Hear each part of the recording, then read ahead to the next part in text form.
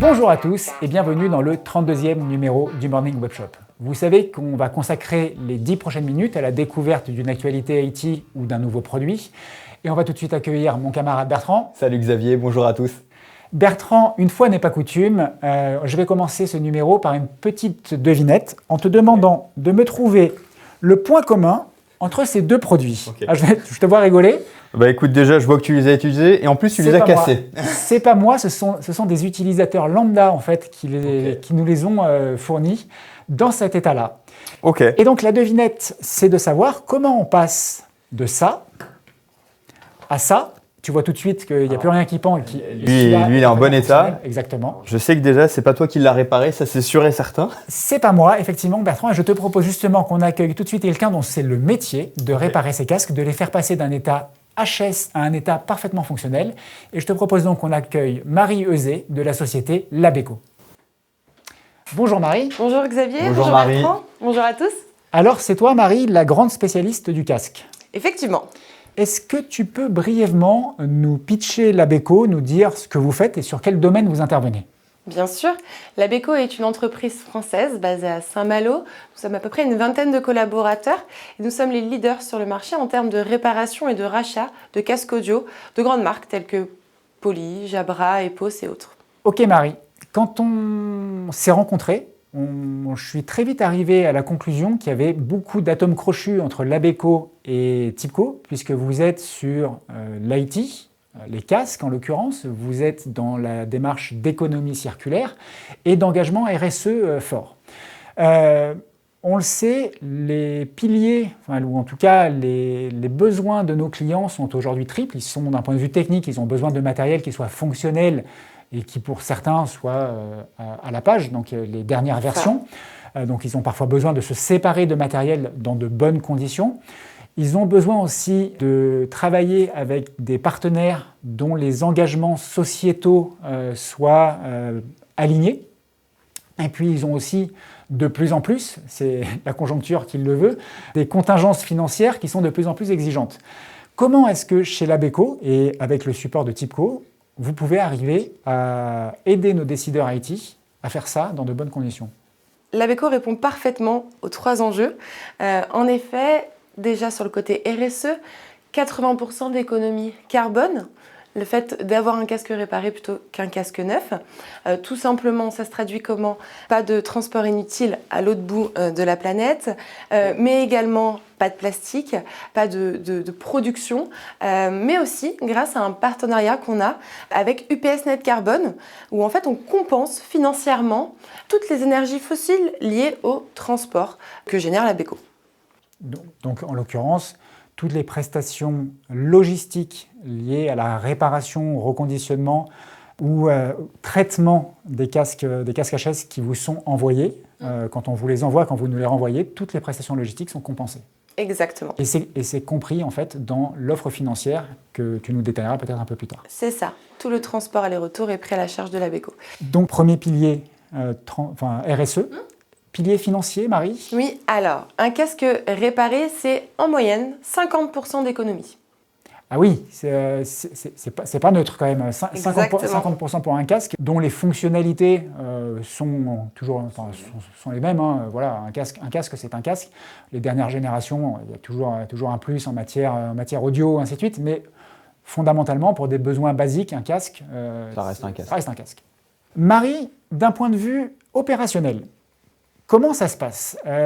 Est-ce que je dois te fournir, quand je t'envoie du matériel, un état des lieux en te disant je vous envoie 30 casques HS de tel modèle avec un inventaire, ainsi de suite, ou je peux faire le truc le plus simple du monde, et ça m'aiderait beaucoup que tu me répondes oui, je prends une boîte, je mets tout dedans, je mets un bon de transport, je t'envoie et j'attends. Si tu lui dis oui, il va le faire, il va tout mettre dedans, il envoie. Hein. Et c'est exactement ce qu'il faut faire. En effet, pas besoin d'inventaire lorsque vous envoyez du matériel à Labeco. Une fois le colis réceptionné dans notre atelier, un inventaire est fait par nos techniciens en interne. Un inventaire qui vous est transmis et ensuite découle un diagnostic pour voir comment on peut trouver des solutions sur vos casques. Alors, quelles sont les solutions ? Parce que du coup, il y a finalement deux typologies de casques que je vais t'envoyer. Il y a ceux qui sont HS, Comme celui-ci. comme celui-ci. Exactement. Et il y a ceux qui sont encore fonctionnels. Si on fait un focus sur les casques HS, Oui. quelles sont les prestations que tu peux me proposer? Alors, 2 prestations, c'est-à-dire que soit le client souhaite récupérer les casques parce qu'il veut les conserver dans son parc actuel. Donc là, on a notre Eco-Repair, notre service de réparation. On couvre toutes les pannes sur un grand nombre de casques. Et autrement, si le client ne souhaite pas récupérer le casque parce qu'il souhaite l'enlever de son parc, nous proposons une revalorisation. D'accord. Revalorisation sur les casques HS?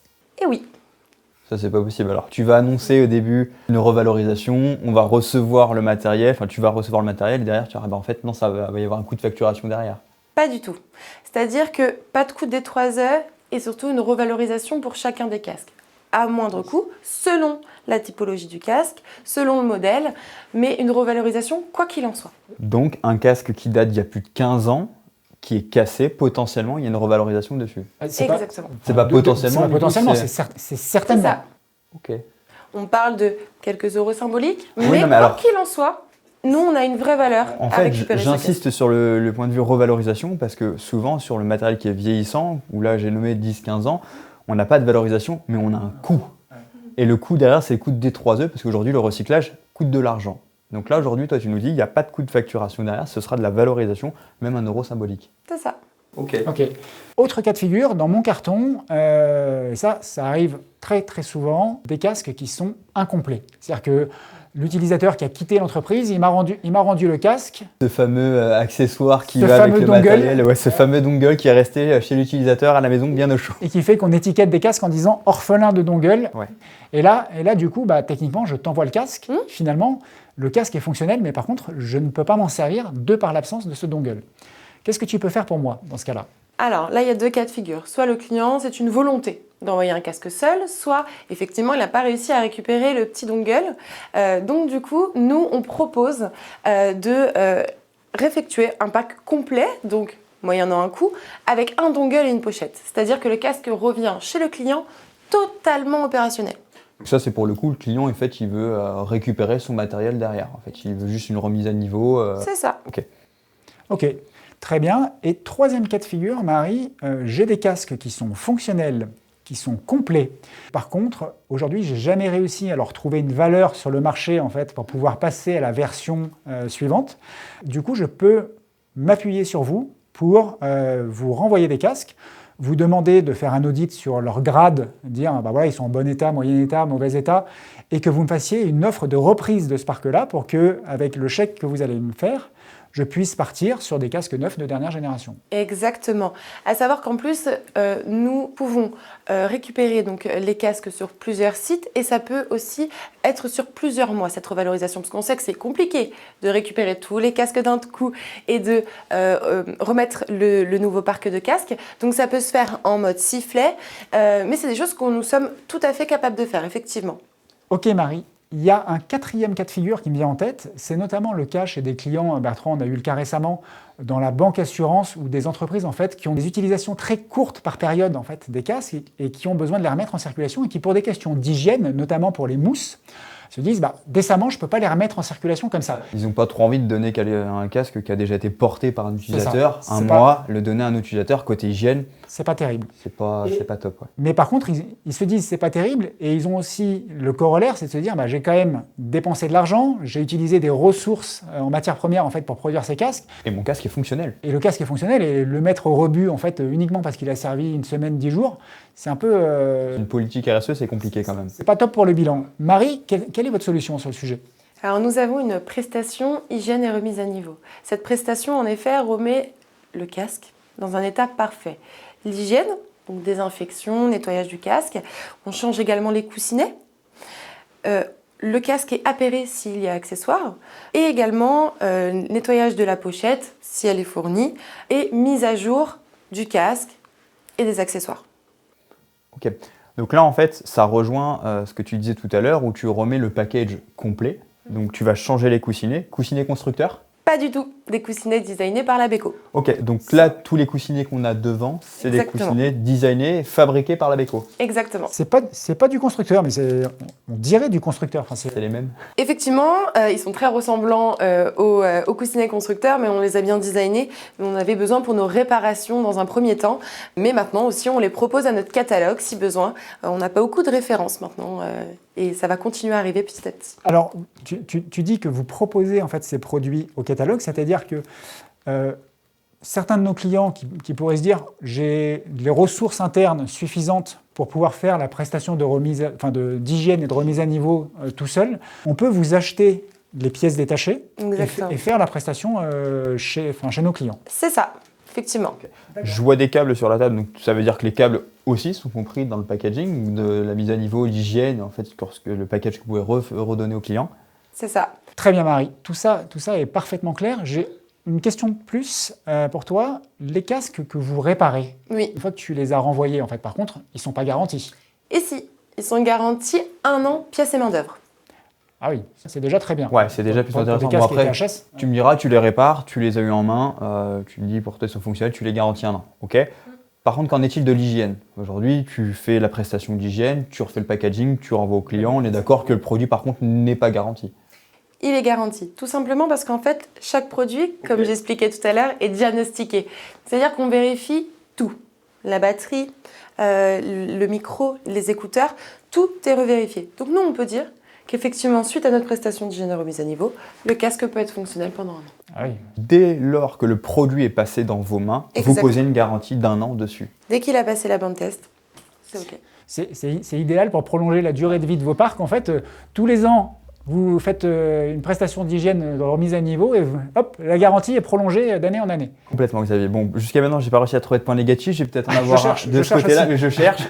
Qu'en est-il du packaging, du coup, de retour? Moi, je t'ai envoyé des casques. Je souhaite les récupérer. Sous quelle forme je reçois les casques? Bonne question. Alors effectivement, la plupart du temps, on reçoit des cartons avec des casques en bazar. Je suppose que tu ne les renvoies pas en vrac dans le carton. Exactement. Donc chaque casque est séparé individuellement, soit sous la pochette d'origine, comme celle-ci, Comme toi, tu as, pour Xavier, les Volvo 65, soit sous sachet plastique si le client n'a pas fourni la pochette. J'allais trouver Tu mon point noir. l'as, ça y est. Alors, tu as bien dit sachet plastique. C'est ça, Donc, comme on a devant, à peu près, oui. ok. Pourquoi? C'est dommage. Alors, c'est tout simplement parce qu'on a commencé avec ce packaging-là, entre guillemets, même si ce n'est pas nous qui l'avons Il y a créé. 5 ans.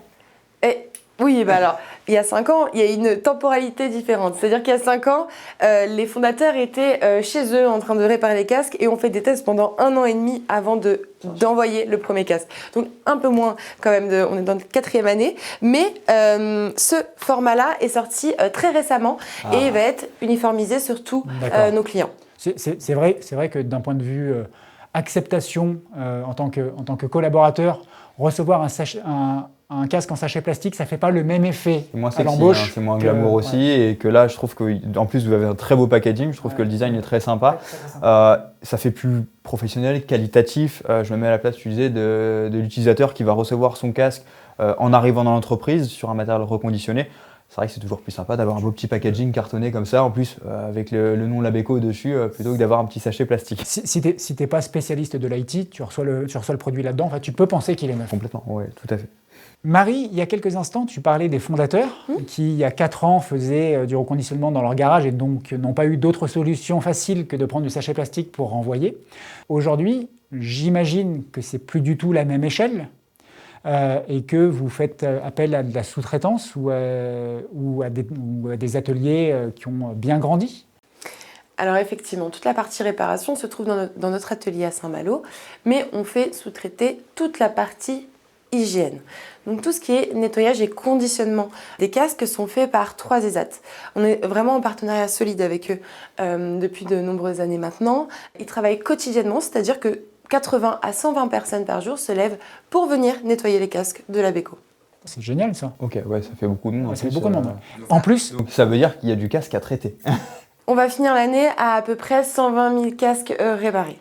Ah, quand même. Ah oui. Réparé, ok. ça commence à faire. Donc c'est en plus 120 000 casques qui n'ont pas été envoyés en D3E, qui ont été réparés Exactement. et potentiellement remis sur le marché. Eh bien, Bertrand, 120 000 casques traités, On a beaucoup de nos clients qui ignoraient que la solution existait. Vous avez probablement des casques à faire réparer ou à faire revaloriser. Et là, Marie, je crois que tu as une bonne nouvelle pour nos amis. Effectivement, les 3 premières personnes qui solliciteront TIPCO pour commencer un projet avec l'ABECO bénéficieront justement d'un POC, donc d'un projet pilote complètement gratuit. Vous mettez une dizaine, on est sur une dizaine de casques, dans un carton, vous nous les envoyez. Sous 21 jours, ils sont traités et réparés et vous les recevez. Et puis après, vous n'allez plus vous en passer. Il y a un double engagement. Il y a un engagement de délai, 21 jours. Je note. Ça, tu notes toi aussi? Ouais, les délais, oui, je suis assez à cheval dessus. Donc, là, aujourd'hui, ça veut dire que vous engagez dans un maximum de 21 jours à envoyer les casques réparés chez les clients. Exactement. Vous l'aurez compris, les 3 premiers qui ont 10 casques HS, vous pouvez les mettre directement dans un carton, les envoyer chez l'ABECO. Ça va même au-delà de ça, Bertrand. C'est que si vous en avez plus, si vous en avez 50, vous pouvez mettre 50 casques dans le carton, mais vous avez une gratuité sur 10 réparations. Sur 10 réparations. Et potentiellement de la valorisation, enfin c'est même pas potentiellement, c'est de la valorisation sur les autres en plus qui seront envoyés chez l'ABECO. Exactement. C'est ça.